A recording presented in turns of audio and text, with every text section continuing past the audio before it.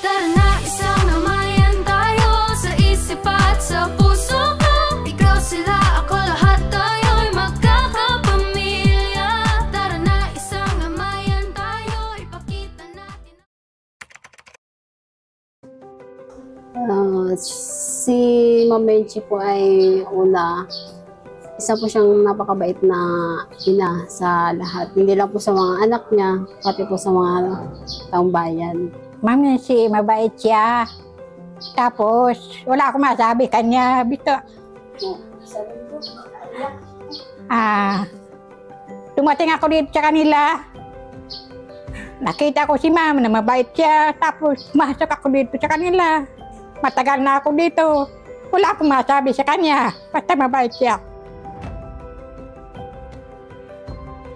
Nabago ni Ate Mench, hindi lang si Ate Mench ha, buong pamilya na, pati mga anak, sila kuya. Siguro yung way ng buhay ko ngayon, kung nasaan kami ngayon, mga kapatid ko. Tapos, natulungan ako, lalo nang namatay yung tatay ko. Salamat. Ano po ang mensahe mo kay Ate Mench? Ang masahe ko po kay Ate Mench, mag-ingat po kayo lagi. Kasi, stay healthy, good health lang po.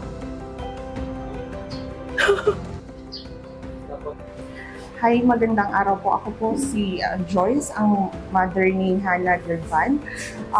Isa po kami sa mga natulungan ni Mayora dahil sa pakipagtulungan ni Cap Dondon Francisco.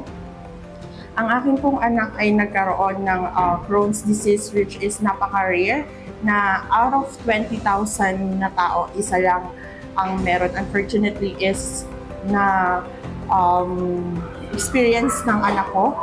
Tinutulungan kami ni Mayora ng every month para dun sa medicine expenses ng anak ko, na kahit papaano ay malaking tulong talaga sa amin. Ang pinaka nakaka-enjoy na bilang kasama si Ma'am, yung turing niya sa amin bilang hindi lang security, kundi pamilya.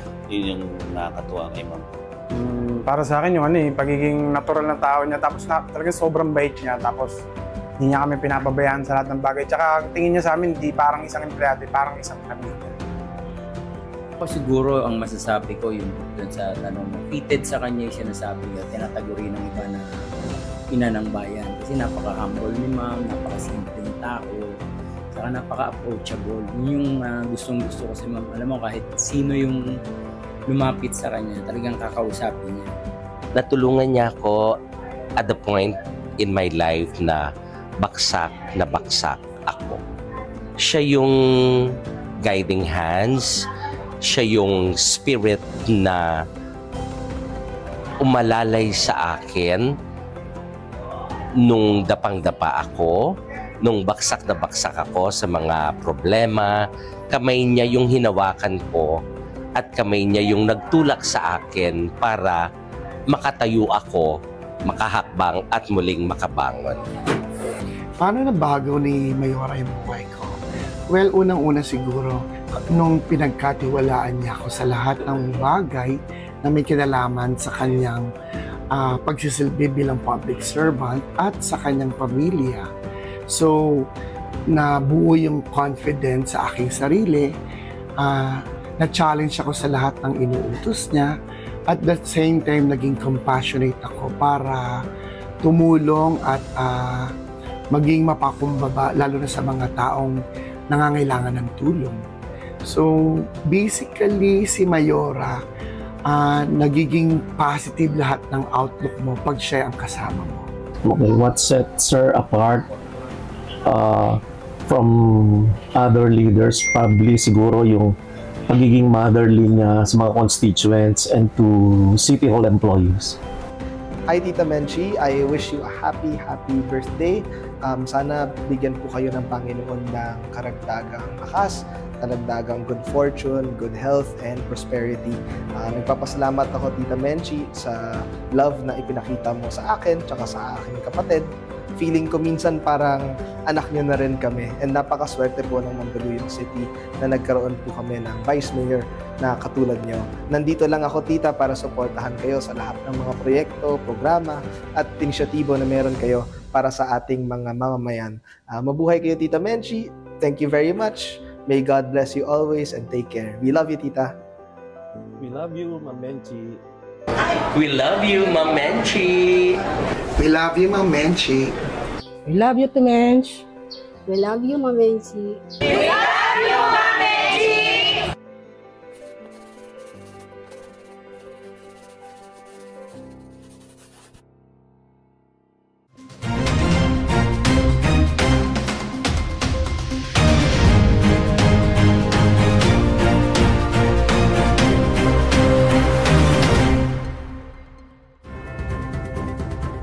Mapagpalang araw mga kabarangay, ito pa rin po ang Information and News in Namayan kung saan dadaanan po natin ang mga pangyayari, mga kaganapan at iba't ibang mga mahalagang anunsyo sa ating barangay.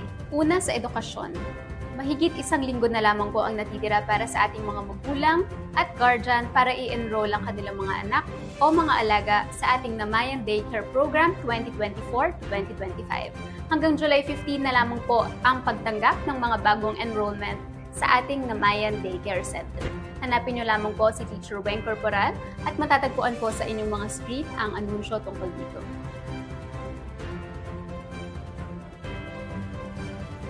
Ikalawa sa kalusugan, binata na si Utoy. Ito ang pamagat ng programang Libreng Tuli ngayong taong 2024 na pinangunahan ni Mayor Ben Abalos, Mayora Menchi Abalos at ng ating City Health Department sa pakikipagtulungan sa ating Namayan Health Center.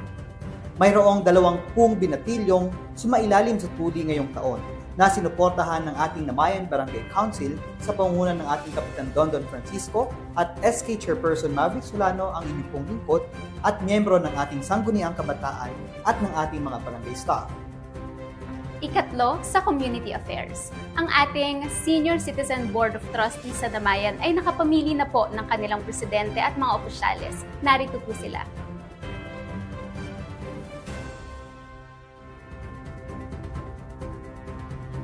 Sa ating mga kabarangay na senior citizens, huwag po kayong mag-atubiling lumapit sa kanila para sa inyong mga concerns. Panghuli, tuloy-tuloy pa rin po ang pagpapagawa ng ating Namayan Multipurpose Building dito sa ating Namayan Park. Sinimulan na rin po ang demolition para sa nasabing bagong building. At para naman po sa kaalaman ng lahat, ang ating Namayan Help Desk at Frontline Services Department ay matatagpuan na sa Bulwagang Maharlika. Ang ating bagong building kung saan ang entrance po ay sa tapat ng Doña Basilisa Yanco Elementary School.